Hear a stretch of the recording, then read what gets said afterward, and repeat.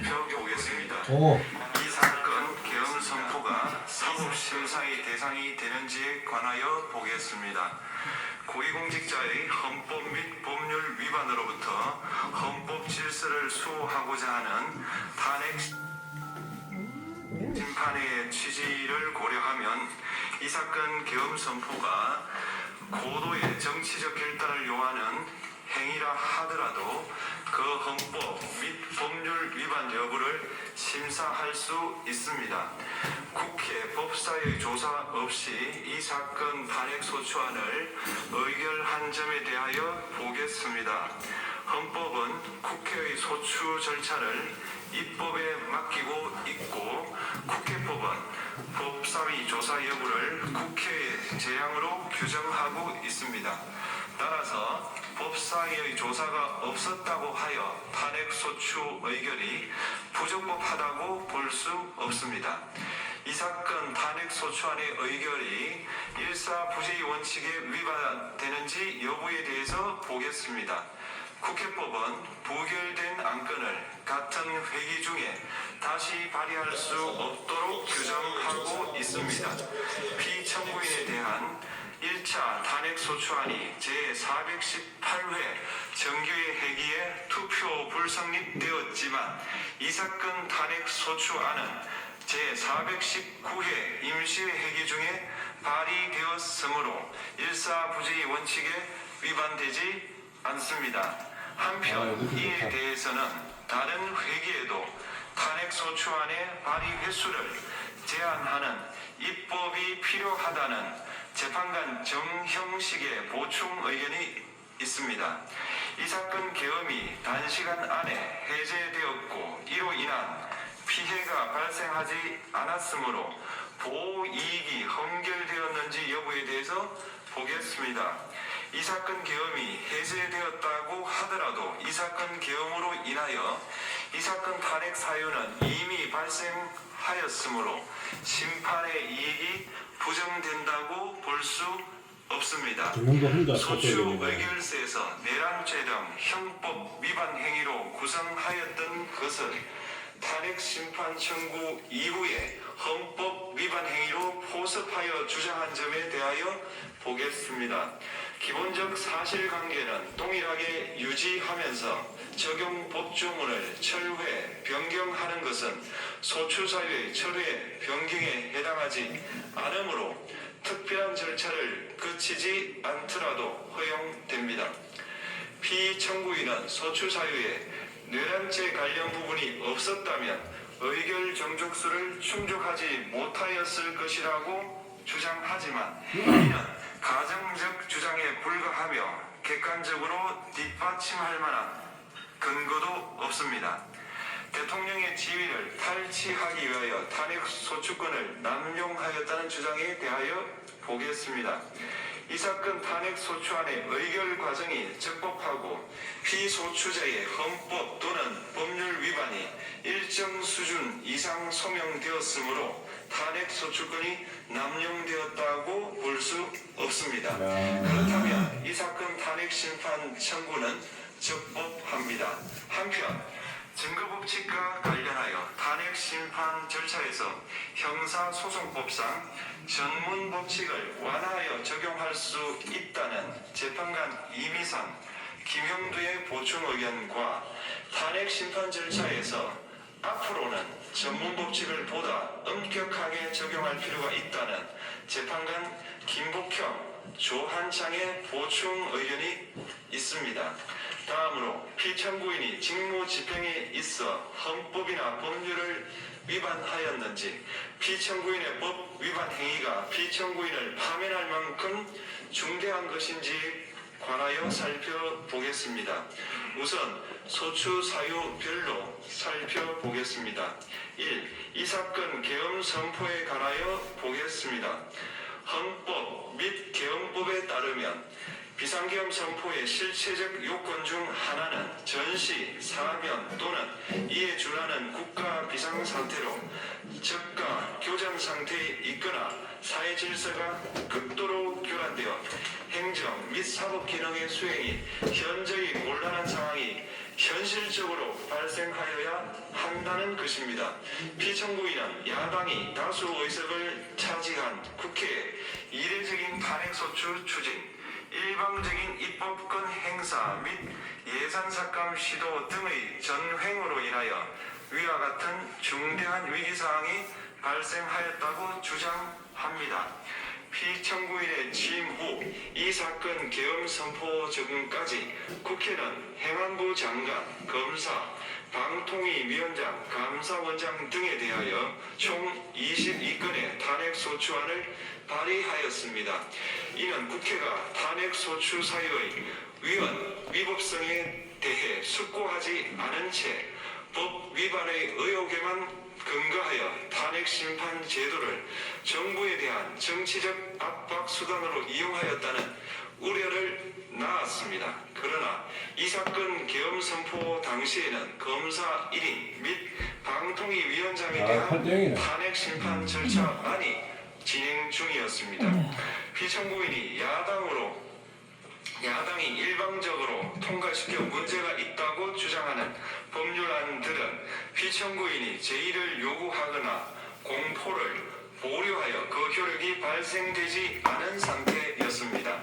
2025년도 예산안은 2024년 예산을 집행하고 있었던 이 사건 계엄 선포 당시 상황에 어떠한 영향을 미칠 수 없고 위 예산안에 대하여 국회 예결특위의 의결이 있었을 뿐 본회의의 의결이 있었던 것도 아닙니다. 따라서 국회의 탄핵소추, 입법, 예산안 심의 등의 권한 행사가 이 사건 계엄 선포 당시 중대한 위기 상황을 현실적으로 발생시켰다고 볼 수 없습니다. 국회의 권한 행사가 위법, 부당하더라도 헌법재판소의 탄핵 심판, 피청구인의 법률안 제의 요구 등 평상시 권력행사 방법으로 대처할 수 있으므로 국가 긴급권의 행사를 정당화할 수 없습니다. 피청구인은 부정선거 의혹을 해소하기 위하여 이 사건 계엄을 선포하였다고도 주장합니다. 그러나 어떠한 의혹이 있다는 것만으로 중대한 위기 상황이 현실적으로 발생하였다고 볼 수는 없습니다. 또한 중앙선관위는 제22대 국회의원 선거 전에 보안 취약점에 대하여 대부분 조치하였다고 발표하였으며 사전, 우편, 투표함, 보관장소, CCTV 영상을 24시간 공개하고 개표 과정에 수검표 제도를 도입하는 등의 대책을 마련하였다는 점에서도 피청구인의 주장은 타당하다고 볼 수 없습니다. 결국 피청구인이 주장하는 사정을 모두 고려하더라도 피청구인의 판단을 객관적으로 정당화할 수 있을 정도의 위기 상황이 이 사건 계엄 선포 당시 존재하였다고 볼 수 없습니다. 헌법과 계엄법은 비상계엄 선포의 실체적 요건으로 병력으로서 군사상의 필요에 응하거나 공공의 안녕질서를 유지할 필요와 목적이 있을 것을 요구하고 있습니다.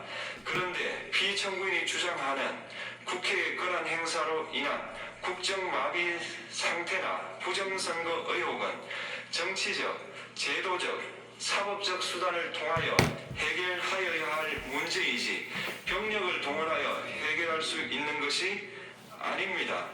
피청구인은 이 사건 계엄이 야당의 전횡과 국정위기 상황을 국민에게 알리기 위한 경고성 계엄 또는 호소형 계엄이라고 주장하지만 이는 계엄법이 정한 계엄 선포의 목적이 아닙니다. 또한 피청구인은 계엄 선포에 그치지 아니하고 군경을 동원하여 국회의 권한 행사를 방해하는 등의 헌법 및 법률 위반 행위로 나아갔으므로 경고성 또는 호소형 계엄이라는 피청구인의 주장을 받아들일 수 없습니다. 그렇다면 이 사건 계엄 선포는 비상계엄 선포의 실체적 요건을 위반한 것입니다. 다음으로 이 사건 계엄 선포가 절차적 요건을 준수하였는지에 관하여 보겠습니다. 계엄 선포 및 계엄사령관 임명은 국무회의의 심의를 거쳐야 합니다.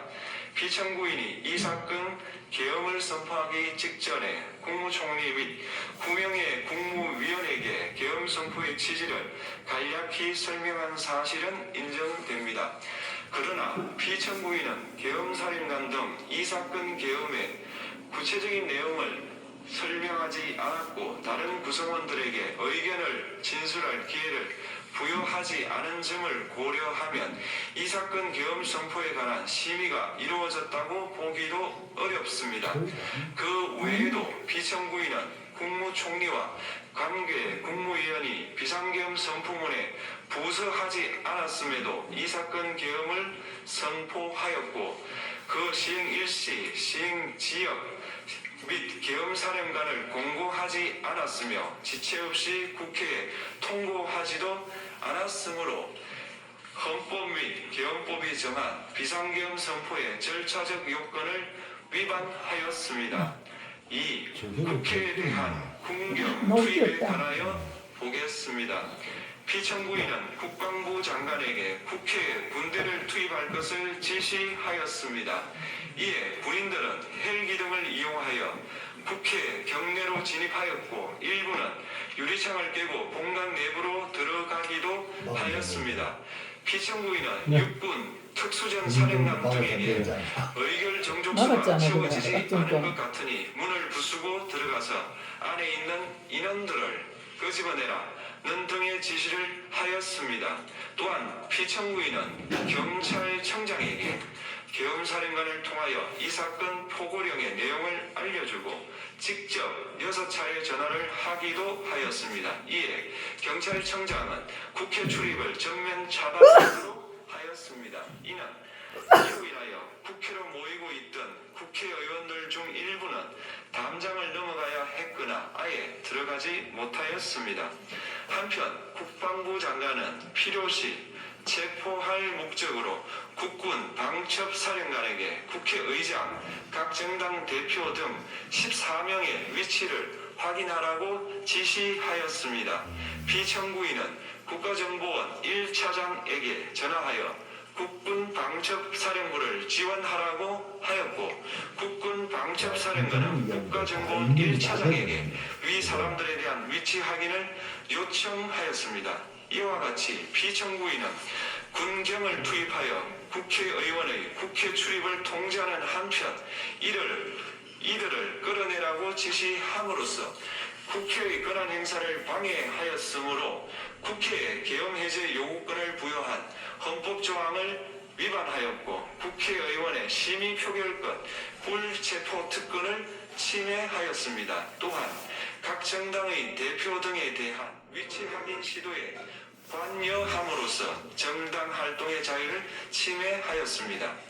피청구인은 국회의 권한 행사를 막는 등 정치적 목적으로 병력을 투입함으로써 국가안전보장과 국토방위를 사명으로 하여 나라를 위해 봉사하여 온 군인들이 일반 시민들과 대치하도록 만들었습니다. 이에 피청구인은 국군의 정치적 중립성을 침해하고 헌법에 따른 국군 통수 의무를 위반하였습니다. 3.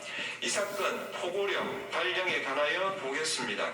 피청구인은 이 사건 포고령을 통하여 국회, 지방의회, 정당의 활동을 금지함으로써 국회에 계엄 해제 요구권을 부여한 헌법조항, 정당 제도를 규정한 헌법조항, 대의민주주의 권력분리 원칙을 위반하였습니다. 비상계엄 하에서 기본권을 제한하기 위한 요건을 정한 헌법 및 계엄법 조항, 영장주의를 위반하여 국민의 정치적 기본권, 단체 행동권, 직업의 자유를 침해하였습니다. 4. 중앙선관위에 대한 압수수색에 관하여 보겠습니다. 피청구인은 국방부 장관에게 병력을 동원하여 선관위의 전산 시스템을 점검하라고 지시하였습니다. 이에 따라 중앙선관위 청사의 투입 경력은 출입 통지를 하면서 당시 최종적으로 합니다. 최종적으로. 압수하고 전산 시스템을 촬영하였습니다. 이는 선관위에 대하여 영장 없이 압수수색을 하도록 하여 영장주의를 위반한 것이자 선관위의 독립성을 아까 침해한 조회수 하나 것입니다. 나왔잖아. 나머지는 그러니까 지금 법조인에 대한 모든 조항이 위치 확인 찬성했다는 시도에 관하여 보겠습니다. 앞서 말씀드린 바와 우선 같이 학생은 피청구인은 필요시 학생들이 체포할 목적으로 이제까지 행해진 위치 보충 확인 시도에 관여하였는데 그 아까 대상에는 전역석에 한 사람이 퇴임한 지 학생에 얼마 대해서 되지 않은 반대를 전 했어요. 그래 대법관 나머지는 및 전부 전 지금 반대를 대법관도 없다는 포함되어 있었습니다. 모든 이는 학생 현직 학생이 전부 법관들로 다 동의했다는 하여금 이야기예요. 언제든지 행정부의 체포 대상이 될 수 있다는 그렇지. 압력을 그거 하는 받게 거예요. 하므로 그러니까 사법권의 독립을 모든 게 문제가 침해한 있거든요. 것입니다. 그런데 동의를 지금까지 다 했는데 살펴본 보수 쪽에 피청구인의 법 위반 행위가 피청구인을 파면할 만큼 중대한 것인지 관하여 보겠습니다. 피청구인은 국회와의 대립상을 타개할 목적으로 이 사건 계엄을 선포한 후 군경을 투입시켜 국회의 헌법상 권한 행사를 방해함으로써 국민주권주의 및 민주주의를 부정하고 병력을 투입시켜 중앙선관위를 압수수색하도록 하는 등 헌법이 정한 통치구조를 무시하였으며 이 사건 포고령을 발령함으로써 국민의 기본권을 광범위하게 침해하였습니다. 이러한 행위는 법치국가 원리와 민주국가 원리의 기본 원칙들을 위반한 것으로 그 자체로 헌법 질서를 침해하고 민주공화정의 안정성에 심각한 위해를 끼쳤습니다. 한편 국회가 신속하게 비상계엄 해제 요구를 결의할 수 있었던 것은 시민들의 저항과 군경의 소극적인 임무 수행 덕분이었으므로 이는 피청구인의 법 위반에 대한 중대성 판단에 영향을 미치지 않습니다. 대통령의 권한은 어디까지나 헌법에 의하여 부여받은 것입니다. 피청구인은 가장 신중히 행사되어야 할 권한인 국가기능권을 헌법에서 정한 한계를 벗어나 행사하여 대통령으로서의 권한 행사에 대한 불신을 초래하였습니다. 피청구인이 취임한 이래 야당이 주도하고 이례적으로 많은 탄핵 소추로 인하여 여러 고위공직자의 권한 행사가 탄핵 심판 중 정지되었습니다. 2025년도 예산안에 관하여 헌정사상 최초로 국회 예산결산특별위원회에서 정액 없이 감액에 대해서만 야당 단독으로 의결하였습니다. 피청구인이 수립한 주요 정책들은 야당의 반대로 시행될 수 없었고 야당은 정부가 반대하는 법률안들을 일방적으로 통과시켜 피청구인의 제2요구와 국회의 법률안 의결이 반복되기도 하였습니다. 그 과정에서 피청구인은 야당의 전횡으로 국정이 마비되고 국익이 현저히 저해되어 가고 있다고 인식하여 이를 어떻게든 타개하여야만 한다는 막중한 책임감을 느끼게 되었을 것으로 보입니다. 피청구인이 국회의 권한 행사가 권력 남용이라거나 국정 마비를 초래하는 행위라고 판단하는 것은 정치적으로 존중되어야 합니다. 그러나 피청구인과 국회 사이에 발생한 대립은 일방의 책임에 속한다고 보기 어렵고 이는 민주주의 원리에 따라 해소되어야 할 정치의 문제입니다. 이에 관한 정치적 견해의 표명이나 공적 의사결정은 헌법상 보장되는 민주주의와 조화될 수 있는 범위에서 이루어져야 합니다. 국회는 소수 의견을 존중하고 정부와의 관계에서 관용 그리고 자제를 전제로 대화와 타협을 통하여 결론을 도출하도록 노력하였어야 합니다. 피청구인 역시 국회의 대표인 국회를 협치의 대상으로 존중하였어야 합니다. 그럼에도 불구하고 피청구인은 국회를 배제의 대상으로 삼았는데 이는 민주정치의 전제를 허무는 것으로 민주주의와 조화된다고 보기 어렵습니다. 피청구인은 국회의 권한 행사가 다수의 횡포라고 판단했다 하더라도 헌법이 예정한 자구책을 통해 견제와 균형이 실현될 수 있도록 하였어야 합니다. 피청구인은 취임한 때로부터 약 2년 후에 치러진 국회의원 선거에서 피청구인이 국정을 주도하도록 국민을 설득할 기회가 있었습니다. 그 결과가 피청구인의 의도에 부합하지 않더라도 야당을 지지한 국민의 의사를 배제하려는 시도를 하여서는 안 되었습니다. 그럼에도 불구하고 피청구인은 헌법과 법률을 위반하여 이 사건 계엄을 선포함으로써 국가 긴급권 남용의 역사를 재현하여 국민을 충격에 빠뜨리고 사회, 경제, 정치, 외교 전반 전 분야의 혼란을 야기하였습니다. 국민 모두의 대통령으로서 자신을 지지하는 국민을 초월하여 사회 공동체를 통합시켜야 할 책무를 위반하였습니다. 군경을 동원하여 국회 등 헌법기관의 권한을 훼손하고 국민의 기본적 인권을 침해함으로써 헌법소의 책무를 저버리고 민주공화국의 주권자인 대한국민의 신임을 중대하게 배반하였습니다. 결국 피청구인의 위헌 위법 행위는 국민의 신임을 배반한 것으로 헌법소의 관점에서 용납될 수 없는 중대한 법 위반 행위에 해당합니다. 피청구인의 법 위반 행위가 헌법 질서에 미친 부정적 영향과 파급 효과가 중대하므로 피청구인을 파면함으로써 얻는 헌법소의 이익이 대통령 파면에 따르는 국가적 손실을 압도할 정도로 크다고 인정됩니다. 이에 재판관 전원의 일치된 의견으로 주문을 선고합니다.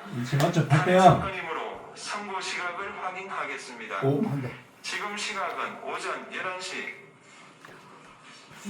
22분입니다. 주문 피청구인 대통령 윤석열을 파면한다.